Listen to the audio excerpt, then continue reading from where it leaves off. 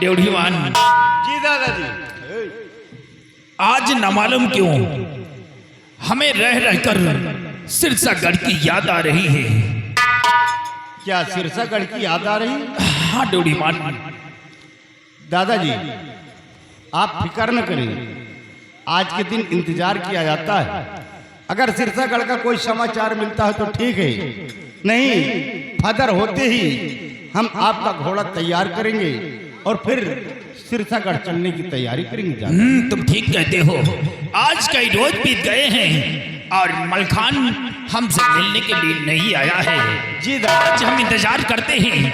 अगर सिरसागढ़ का कोई समाचार आता है तो ठीक है, अगर समाचार नहीं आता है तो फजल होते तुम हमारा घोड़ा तैयार करो, हम सिरसागढ़ के लिए रवाना होंगे। जी दादाजी। ये आ गए राम प्रकाश नया पुरवा। ये राम प्रकाश बाबा जी नया पुरवा कमेटी को 100 रुपए के चंदा खारिज किया था।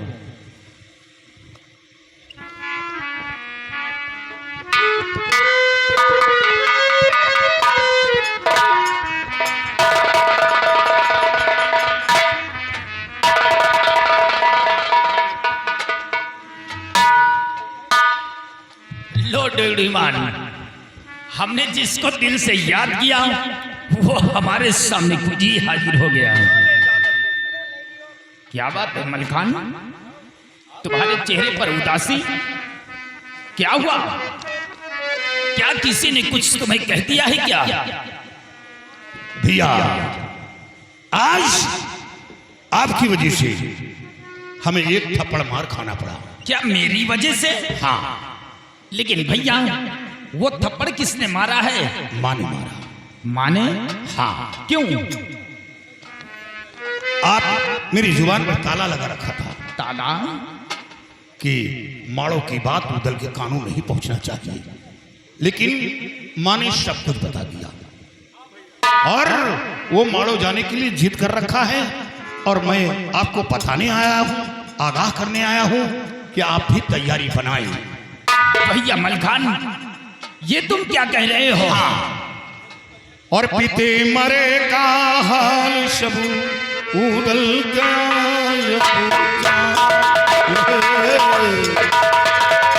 सब कुछ मालूम हो गया।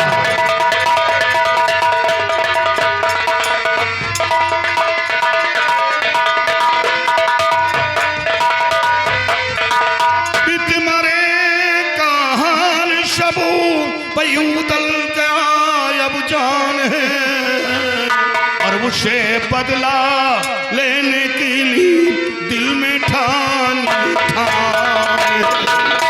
उससे बदला लेने के लिए दिल में ठान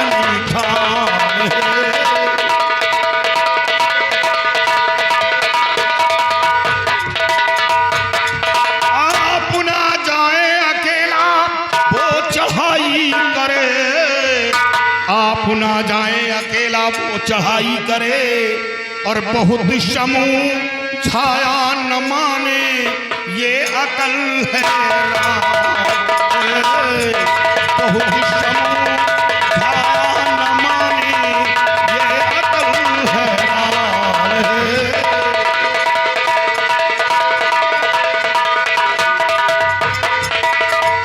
भैया, अब देर करने का वक्त नहीं है, आप तैयारी बनाएं, हम लोग माड़ो चलेंगे। नहीं भैया, भैया मलखान, अरे करना रन करिया से भैया ना कोई आसान है। करना रन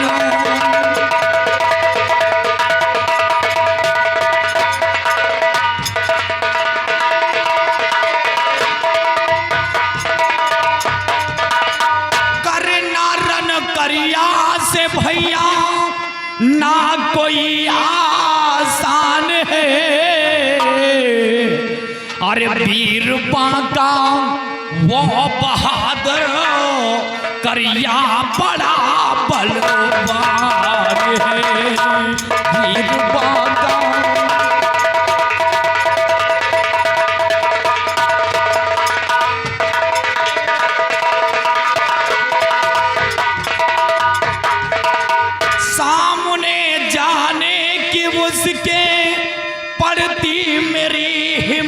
नहीं, सामने जाने की उसके पड़ती मेरी हिम्मत नहीं, सामने जाने के उसके पड़ती मेरी हिम्मत नहीं।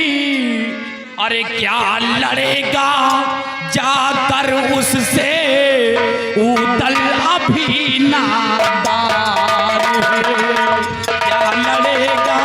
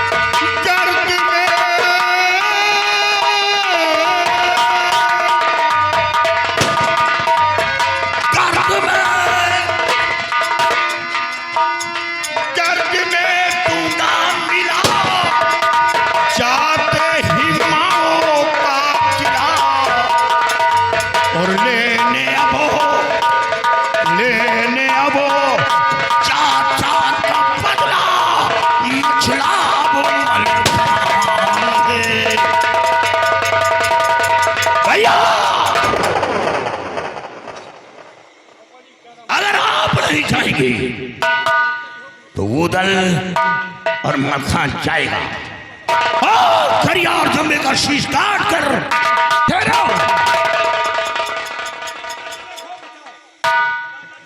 बना करके आए हो क्या?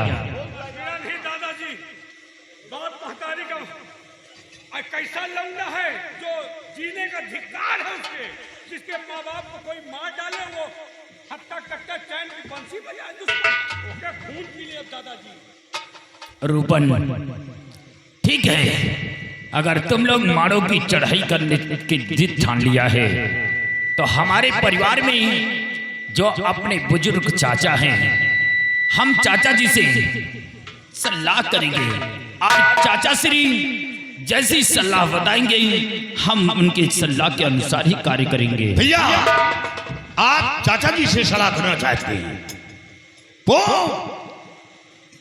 ये कभी नहीं कहेंगे कि जिनके बेटे एक शेख नौजवान हो और अपने पिता का बदला न ले। उस वक्त वो बेचारे तनहा बचे, उनके पीठ पर सहारा देने वाला कोई नहीं था, और आज तुमको एक शेख बेटे नौजवान हो चुके हैं, वो ये कभी नहीं कहेंगे कि हवेली में बैठकर चैन की बंसी बजाएं अपने पिता का बदला। भैया मलखान, अपने परिवार में चाचा श्री सबसे बुजुर्ग हैं। ठीक है, मैं चाचा जी को यहाँ बुला रहा हूँ, तुम जाओ दसवीं पुरवा चाचा जी को खबर करो कि बच्चे याद किए हैं सिरसा से मलखान आया है, चाचा जी दौड़ कर आएंगे। और हाँ, तुम जाओ उदल को बुला कर ले आओ।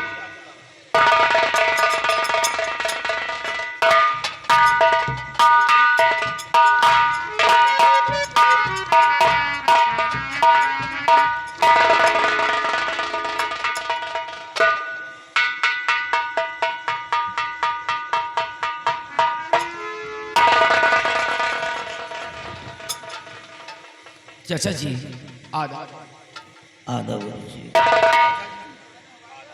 आदब आदब। वालेकुम अस्सलाम रहमतुल्लाह व बरकातहू। जन्नती मुकाम दोज़खे हराम जिनके बंदे उनको गुलाम। क्या बात है, आज सिरसागढ़ से मलखान भी आ गया, सारे बच्चे यहाँ इकट्ठा हैं। आखिर बात क्या है, क्यों दसवीं पुरी से मेरे को बुलवाया गया? चाचा जी हम आपसे सब कुछ बताएंगे, बोलो। आप तस्लीम करते हैं।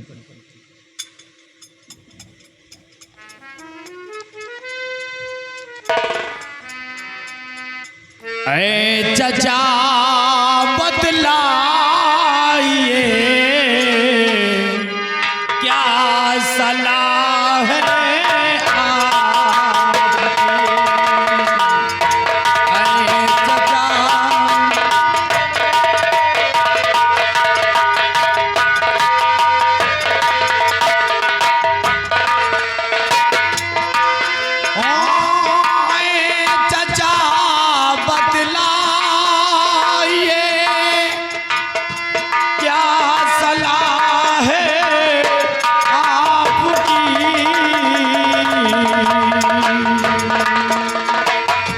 जिससे हो और हो फतेह मारो का मैदान है जिससे हो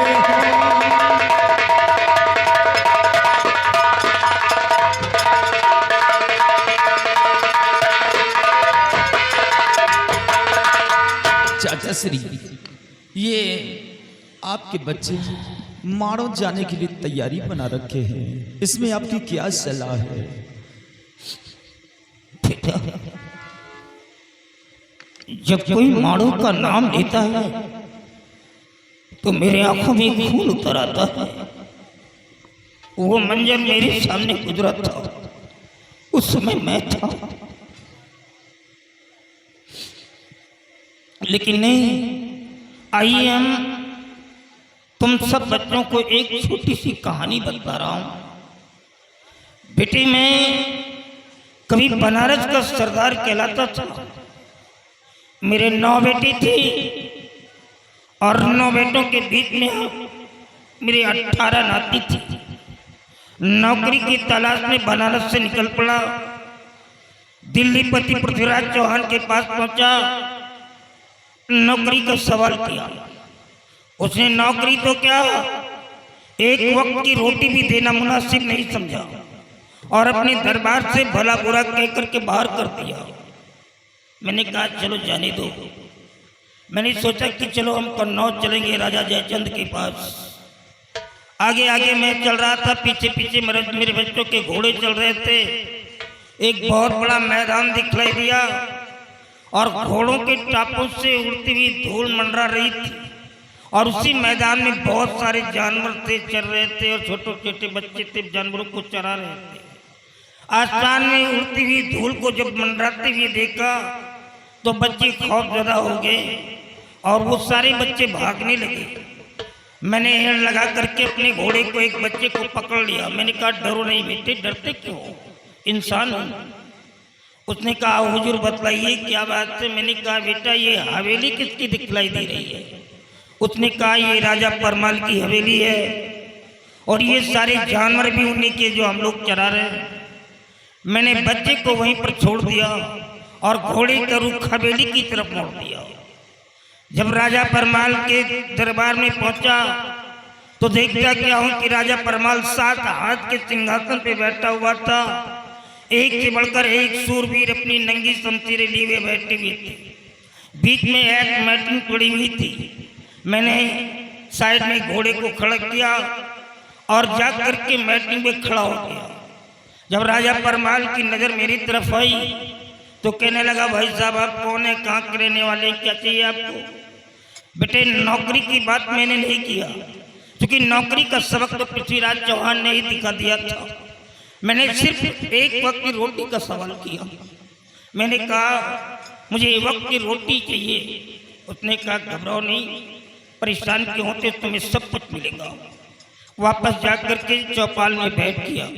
जोहर का समय था, सारे बच्चे और मैं सब जोहर की नमाज अदा किया और थोड़ी देर के बाद खाना तो नहीं मिला बेटे, लेकिन राशन मिला और उसी चौपाल में बैठ करके खाना पकाना शुरू किया। और पकाने के बाद अपने बच्चों को बिठा करके जैसे ही एक निवाला पेट के अंदर गया, दूसरा निवाला हाथ में आया, वैसे ही एक खरखला भागता हुआ आया राजा परमाल के पास और कहने लगा हुजूर माड़ो से करिया अपने लाव लश्कर को लेकर के नदी बेतवा के तट पर आ गया है और युद्ध के लिए ललकार दिया है। क्या हुक्म है? राजा परमाल अपने साथ साथ के सिंहासन से उछल करके सबसे पहले मेरे पास पहुंचा और कहने लगा, भाई साहब आप यहाँ से निकल जाइए, क्योंकि हमारा दुश्मन हमारे गढ़ पे चढ़ाई कर दिया है और मैं नहीं चाहता हूं कि हमारे देश के अंदर किसी निर्दोष की जान जाए, इसलिए तुम एक दूसरे रास्ते से निकाल देता हूं, तुम यहाँ से चले जाओ। मैंने कहा ऐसा कैसे हो सकता है? अब तो मेरे महोबे का नमक मेरे रगों में समा गया है, अब मैं आपको गर्दिश में छोड़ करके नहीं जा सकता हूँ। मेरा इस्लाम, मेरा कलाम पाक, मेरा हदीस नहीं कहता है कि मैं आपको गर्दिश में छोड़ करके चला जाऊँ।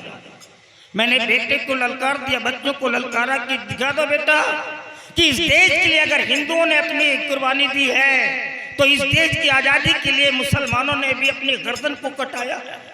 उठा लो अपनी अपनी तलवारें और कूद जाओ जंग के मैदान में, दिखा दो अपना जज्बा। उस समय बच्चों को लेकर के जंग के मैदान में कूद गया और उस समय मैंने ऐसी तलवार चलाई थी कि करिया को पीठ दिखा करके पीछे भागना पड़ा था। मगरिब का वक्त आ गया, युद्ध विराम कर दिया गया, सारे महोबिया वापस आए और जब मैं वापस आया तो देखता हूं कि ना तो मेरे 9 बेटे हैं और ना 18 नाती, मेरे सारे बच्चे शहीद कर दिए गए। मैं फपक फपक करके रोने लगा, लेकिन अपने दिल को ढांढस बताया। धीरे धीरे करके ईसा का वक्त आया। 17 रकात की नमाज अदा करने के बाद मैं भी गफलत की नींद में सो गया। रात के 12 बजे करिया अपने 500 योद्धाओं को लेकर के फिर चढ़ाई कर दिया। दस्तपूर्व को लुटवा लिया, महोबे में आग लगवा दिया। गजबत सावत साथी घोड़ बपिया तेरी एक मौसी थी जिसका नाम लक्का था, सब कुछ छीन लिया। तेरे माँ के गले का 9 का हार छीन लिया। तेरे पिता दशराज और मलखान के पिता वृक्षराज के पास पहुंचे, कहने लगा मेरे को पारस पत्थर चाहिए जिससे कि मैं अपना माड़ो सोने को बनाना चाहता हूँ। तुम दोनों के पिता ने इनकार कर दिया कि मुझे पारस पत्थर नहीं मालूम है कहाँ है। करिया क्रोध में आकर के अपनी तलवार को खींचा और तुम दोनों के पिता का सर काट दिया। बेटा सब कुछ नहीं सो गया। काफी दिनों के बाद मैंने सोचा कि अब इस मोहब्बत में रहना ठीक नहीं है कि मैं भी जवान था, तुम्हारी माँ भी जवान थी, लोगों की उंगलियां उठ सकती हैं, तरह तरह के लांछन लग सकते हैं। मैंने कहा मैं यहाँ से बनारस जाऊंगा। घोड़े को सजवाया, सर्व सामान तैयार करके ज्यों ही जाने लगा, तुम्हारी माँ की नजर 9 महले से खिड़की के को देख लिया। उसने दासी को भेजा और कहने लगी जाओ ताला जी को बुला करके ले आओ मेरे पास। वो भागती हुई मेरे पास आई और कहने लगी हुजूर चलिए 9 महले में आपको बुलाया। मैंने कहा क्यों बुलाया गया है? उसने कहा मेरे को नहीं मालूम है, आपके लिए। मैंने कहा ठीक है चलो मैं आ रहा हूँ। और जब पहुंचा तो तेरी माँ ने कहा कि आप जा कहाँ है भाई साहब? मैंने कहा मैं बनारस जा रहा हूँ। क्यों जा रहे हो? मैंने कहा मेरा अब यहाँ रहना ठीक नहीं इसलिए जा रहा हूँ। क्यों रहना ठीक नहीं है? जब इन मासूम बच्चों के सर पे बाप का साया था तब तक तो आप अपनी जान देने को कुर्बान थे, अपने सारे बच्चों और नातियों को मिटा दिया इस देश के लिए। और जब इन मासूम बच्चों के सर से बाप का साया छिन गया तो आप जा रहे हैं बनारस। क्या आपका यही हदीस कहता है, यही कलाम पाक कहता है? मैंने बेटा तेरी माँ के गोद से तेरे को छीन करके अपने गोदी में चिपका लिया और उसी समय मैंने कसम खाया था कि जब तक माड़ों को धूर में नहीं मिला दूंगा, करिया, जंबे, टोडर, अनूपी, सूरज का सर काट करके महोबा नहीं पहुंचा दूंगा, तब तक इस महोबा से नहीं जाऊंगा। मेरी बात रही बेटी, अभी इस उम्र में जिस कोने पे मेरे को ले जाकर के खड़ा कर दोगे, मैं वादा करता हूं, ये मेरा चैलेंज है कि तुम बच्चों को जाने की जरूरत नहीं पड़ेगी, तुम बच्चों को जाने की जरूरत नहीं पड़ेगी। चाचा जी, ये दशा मेरे पिताजी की, ये दशा मेरे पिताजी की, मैं करिया और जंबे को तड़ाक समक्षेत्र में मारूंगा। नहीं बेटा, शायद तुमको नहीं मालूम, करिया से मेरा संग्राम हो चुका है। मैं जानता हूँ कि वो कितना बलशाली है, 100 हाथियों की ताकत रखता है एक गुजर। इसलिए तुम ऐसे नहीं जाओगे। आओ हम साधुओं का भेष धारण करते हैं और माड़ो जा करके अलग लगाएंगे। चाचा जी, मैं भिकमंगा बनकर, साधु फकीर बनकर माड़ो नहीं जाऊंगा, मैं ताड़ते हुए माड़ो जाऊंगा। जाओ ना, फिर क्या जरूरत है मुझे बनाने की? यहाँ पर क्या जरूरत थी? अरे नालायक, ये मत भूल कि उसने तेरे बाप का सर काटा है। अगर उसने तेरे बाप का सर काटा है तो उसने मेरे भाई का सर काटा है। मैं सगे भाई से बढ़कर के उसको मानता था। मैं भी चाहता हूं कि करिया और जंबे को रणस्थल के मैदान में दौड़ा दौड़ करके मारूं, लेकिन ये भी जानता हूं अगर अपने मासूम बच्चों को सामने खड़ा कर दिया तो मेरे बच्चे मेरे हाथ से छूट जाएंगे। अगर मोहब्बत की मिट्टी को खोद करके देखोगे तो इस मिट्टी के अंदर मेरे बच्चों की हड्डियां मिलेगी, हड्डियां।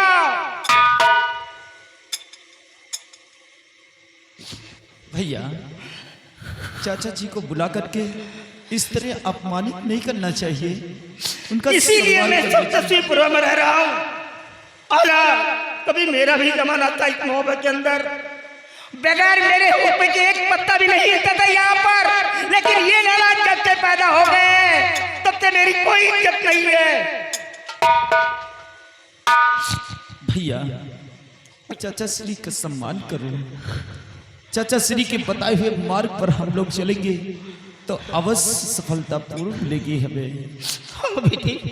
हम चक्कर के वहाँ पता लगाएंगे जंबे कहाँ बैठता है, उसका दरबार कहाँ है, करिया कहाँ बैठता है और क्या और 3 बेटे कहाँ बैठते हैं। ये सब कुछ पता लगाने के बाद हम करिया जंबे उसका सारा परिवार खत्म करेंगे। आओ इसे समझा करके ले आओ।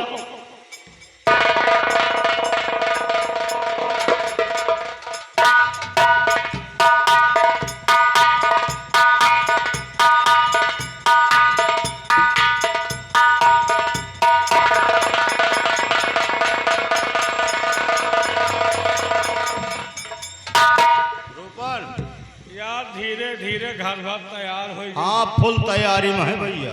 यार हम का जाग पड़ी जानू। अरे जाग परबे करी का हम कहे वाली बात और हम गए तो मिरोरे पक्का है यार। है यार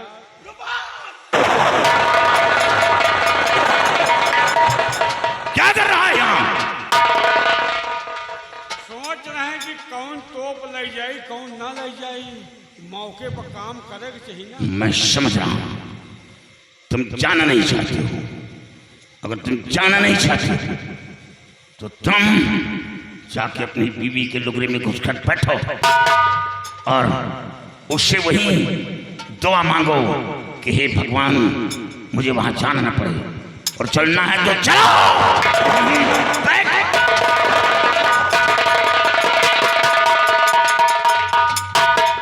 यार जब बोला थी तो जहरे बोला थी, जहाँ तो बोलबो ही करी। ऐसी लागुन बात बोल दे कि 4-6 दिन सार हमका कसका कर। हाँ, अब बताओ कह रहे हैं लुगरा में घुस जाओ। मतलब ताव वाली बात हाँ, करते हैं। हम मन से तो होकर मेहरारू को लुगरा में घुसा। अब तुम जाओ, अब जाओ भले मर जाओ, लेकिन तुम हमारा घर द्वार देखो। टेंशन न लियो, का है तुम जाओ। अगर तुमका कुछ होएगा तो हम तो अब हइये अबे तो हमारे मरे का मन आवा थे का? नहीं, मरे के नहीं बनाए, हाँ, लेकिन अगर खुदा न खास्ता कोनो बात हुई न तुमका हाँ, तो हम तो हबे हैं यार। तुम कहे टेंशन ले आते। सुमिर लियो भगवान का। हे शंकर भगवान, हे टेढ़ी टांग वाले बप्पा, हाँ, हे भैंसासुर महारानी, अच्छा, अगर हम जिंदा लौट जाए तो यही गांव में यही जगह पांडु सेवाला बनवाओ, चाहे मार्टिन के बनवाओ। हाँ, और अगर न लौटी तो फिर तुम ध्यान देवे करिए। ना लौटी हो तो हम तो हबे हैं।